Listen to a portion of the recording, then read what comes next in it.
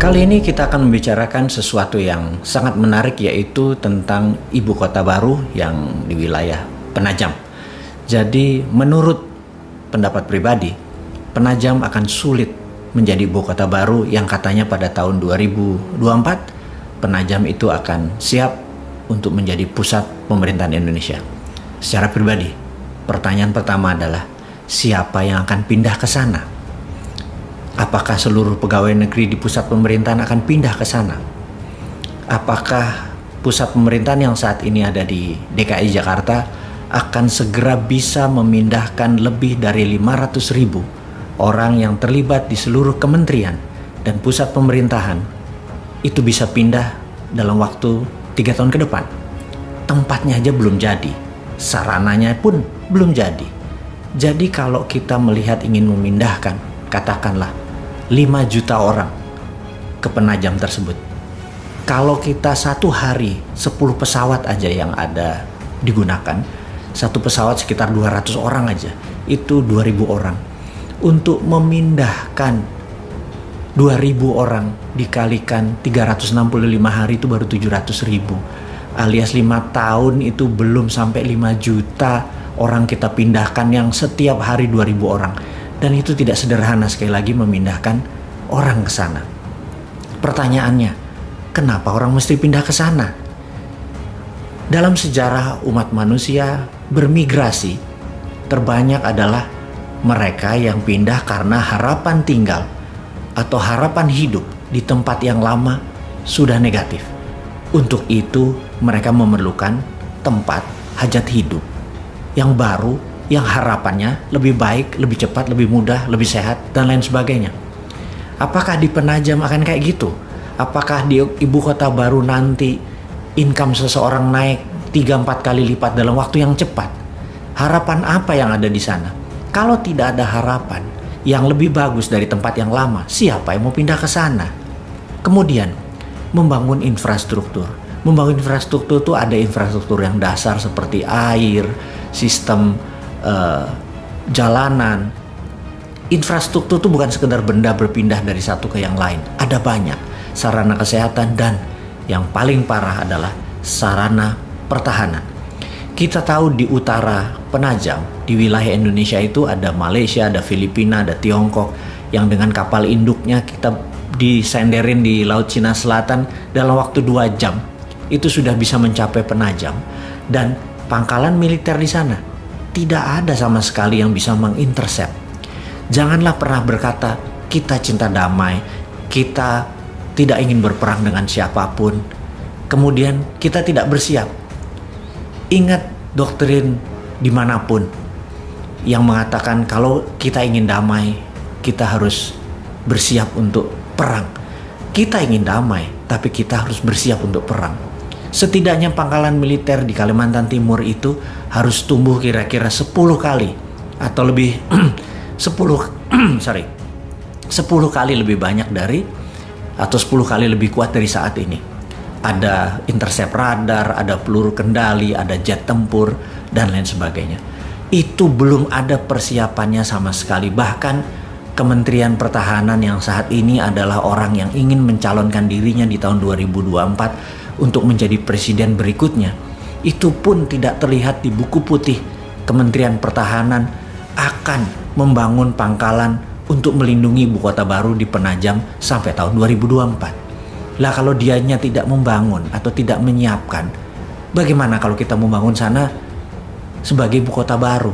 Apakah hanya membangun seperti real estate, seperti Bumi Serpong Damai, seperti Alam Sutra? Itu pun memerlukan 20 tahun lebih baru terasa manfaatnya. Jadi kalau dikatakan ibu kota baru nanti akan jadi tahun 2024, saya bisa katakan itu tidak mungkin. Dan banyak yang terbuai bahwa itu mungkin. Proyek itu yang terakhir yang kita mau tanya adalah, sekali lagi kita mau nanya, bagaimana cara membangunnya? Apakah dengan berhutang seperti selama ini? Saat ini aja 7 tahun itu menghutangnya hampir 5.000 triliun, menjadikan total hutang negara itu hampir 6.500 triliun dan lebih. Ditambah membangun ibu kota baru, itu lebih kali dari 5.000 triliun hanya untuk membangun seluruh infrastruktur di sana dan kesiapan software dan hardware. Kita nggak mungkin membangun kota hanya memindahkan hardware. Di situ harus kayak Wakanda. Di situ harus digital country. Pertama kali menjadi digital ibu kota berdasarkan berbasis teknologi. Dan ini semua tidak siap kita sekarang. Teknologinya asing semua. Membangunnya pakai uang asing. Lalu membangunnya pakai hutang. Di mana kedaulatan bangsa ini? Kalau sebagai proyek mercusuar seperti orang megalomania, ya mungkin aja hal itu bisa dibangun. Tapi sekali lagi, para pejabat di atas dan para pemimpin tertinggi, Anda bukan orang megalomania. Jadi jujur aja, tunggulah masa yang tepat. Saat ini belum tepat. Jadi ada baiknya kita tunda dulu membangun, atau katakanlah tutup aja, tidak usah membangun. Kita nggak pernah kita menuduh bahwa begitu tidak dibangun, wah lo tidak komitmen. Enggak, kita mengerti. Karena kalau kita dikomunikasikan, Anda sebagai pemimpin adalah directed leader, mengarahkan, menginstruksikan. Kita paham kok. Kalau pakai buzzer, pakai orang bayaran, mereka nggak paham. Mereka hanyalah karena dibayar ya mereka serang aja udah. Pokoknya apa sabdonya Anda di echo aja sama mereka, diamplifikasi aja tanpa melihat bahwa implikasi itu sebenarnya tidak begitu maksud Anda. Sekarang Anda harus menjadi directed leader. Katakan tidak jadi membangun penajam. Katakan akan di-review ulang karena masalah pendanaan. Bukan masalah yang lain. Menurut saya, hemat saya, ini adalah masalah pendanaan. Tapi kalau ditanya, oke, apa kamu cuma mengkritik atau menyinyir doang? Enggak begitu. New Mind punya solusi. Dari dulu, New Mind punya solusi. Dan pindahnya pusat pemerintahan tadi bukan ibu kota loh. Jadi membedakan. Kalau Penajam adalah ibu kota dan pusat pemerintahan. Namun kalau New Mind itu berbeda. Ibu kota tetap di DKI Jakarta. Ibu kota. Tapi pusat pemerintahannya kita geser. Kita lihat ada 5.000 hektar pulau reklamasi yang saat ini berada di utara Jakarta. Itu diluruskan. Itu sebaiknya diambil oleh pemerintah pusat. Bukan membangun pulau reklamasi, tetapi kita mengacu sebentar ke fakta dunia. Bahwa kota Amsterdam di Belanda adalah kotanya berada hampir 4 meter di bawah permukaan laut. Apa yang mereka lakukan? Mereka membangun dam yang sangat besar di laut, sehingga air tawar yang ke laut itu ke dam tadi, dan air laut tadi ditutup dengan giant wall yang besar tadi, sehingga bisa melindungi Amsterdam dan dengan kendali kontrol dari sistem perairan tadi. Nah, kita tahu Jakarta sinking atau menurun perlahan. Kalau didiamkan tanpa ada usaha sama sekali, Jakarta akan tenggelam. Yang terbaik adalah buat giant wall di utara Jakarta, menutupi seluruh teluk Jakarta, ditutup dengan giant wall. Dan giant wall ini di dalamnya ada yang namanya 5.000 hektar tadi atau 3.000 hektar tadi tanah yang akan menjadi pusat pemerintahan.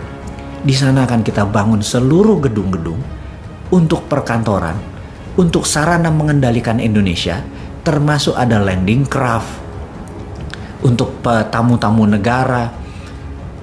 Dan ini semua bisa dikerjakan karena produknya 100% lokal. Yang jelas, kita tidak harus mengganti atau menambah pangkalan militer yang ada. Kita tahu jika Singapura, Malaysia menyerang Indonesia, Pekanbaru bisa intercept.